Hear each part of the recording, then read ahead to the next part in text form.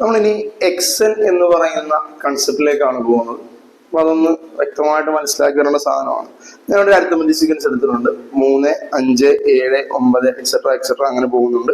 അതിന്റെ F 3 D 2. എനിക്ക് simple ആയിട്ട് മനസ്സിലാവുന്ന കാര്യമാണ്. ഇനി X1 എന്ന് പറഞ്ഞാൽ first term, X2, X3, X4 ടേമുകൾ വിളിക്കും. X1 തന്നെയാണ് നമ്മുടെ ആരെന്ന് പറയുന്നത് F എന്ന് പറയുന്നത്. അപ്പൊ X1 = F = 3. First step okay ആണെന്ന് വിചാരിക്കുന്നു. അടുത്ത X2 എന്ന് പറയുന്നത് F-ന്റെ കൂടെ ഒരു വട്ടം D കൂട്ടുമ്പോഴാണ് നമുക്ക് ആരെ കിട്ടുന്നത്, രണ്ടാമത്തെ ടേമായ 5 കിട്ടുന്നത്. അതായത് F + D 3 + 2 = 5. ഇനി X3 എന്ന് പറയുന്നത് F-ന്റെ കൂടെ 2 വട്ടം D കൂട്ടുമ്പോഴാണ്.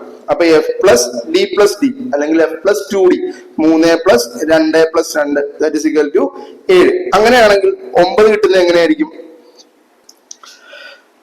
X4 നോക്കിയേ, X4 = F + 3D. അപ്പൊ 3 + 3 × 2 = 9. X5 = F + 4D 3 + 4 × 2 11. അപ്പൊ നിങ്ങൾക്ക് ഏകദേശം ഒരു ഐഡിയ ഇപ്പൊ മനസ്സിലായി കാണും. X1 എന്ന് പറഞ്ഞാൽ F തന്നെയാണ്. X2 എന്ന് പറഞ്ഞു കഴിഞ്ഞാൽ F + D. X3 എന്ന് പറഞ്ഞു കഴിഞ്ഞാൽ F + 2D. X4 എന്ന് പറഞ്ഞു കഴിഞ്ഞാൽ X + 3D. X5 എന്ന് പറഞ്ഞു കഴിഞ്ഞാൽ X + 4D. അങ്ങനെയാണെങ്കിൽ നമുക്ക് കുറച്ച് ടേമുകൾ നമുക്ക് പറഞ്ഞു പോകാം. അപ്പോ X1, X2, X3 അങ്ങനെയാണെങ്കിൽ X5 ഇക്വേഷൻ എന്തായിരിക്കും? X5 = F + 4D. X10 equation എന്തായിരിക്കും? X10 = F + 9D. X100 equation എന്തായിരിക്കും? X100 എന്ന് പറയുന്നത് F + 99D. അപ്പൊ നിങ്ങൾ കുറച്ചങ്ങോട്ട് പറഞ്ഞു വരുമ്പോഴത്തേക്കും ഏതാണോ നമുക്ക് വേണ്ടത് ആ നിങ്ങൾക്ക് പെട്ടെന്ന് മനസ്സിലാക്കാൻ പറ്റും. X8 എന്ന് ചോദിച്ചു കഴിഞ്ഞാൽ F + 7D. X9 എന്ന് ചോദിച്ചു കഴിഞ്ഞാൽ X + 8D. അങ്ങനെയാണെന്നുണ്ടെങ്കിൽ ഞാൻ ചോദിക്കുന്നത് എന്താണ് Xn എന്ന് പറയുന്നത്? എന്താണ് Xn? ഓക്കെ, സോ നമുക്ക് എഴുതാം Xn = F + n - 1 × D. Okay, ഇതാണ് ആരെന്ന് പറയുന്ന ആള്, Xn എന്ന് പറയുന്ന ആൾ. നിലവിൽ ഇപ്പൊ ഈ ഇക്വേഷൻ അല്ല നമ്മുടെ ടെക്സ്റ്റിൽ പറയുന്നത്. ഇങ്ങനെയാണ് ഇക്വേഷൻ വരുന്നത്. ഇതിനകത്തോട്ട് കയറ്റി ഇതുകൊണ്ട് ഗുണിക്കുന്നു. അപ്പൊ F + Dn - D. ഇതിനെ ഒന്നും കൂടി ഒന്ന് അറേഞ്ച് ചെയ്ത് എഴുതും.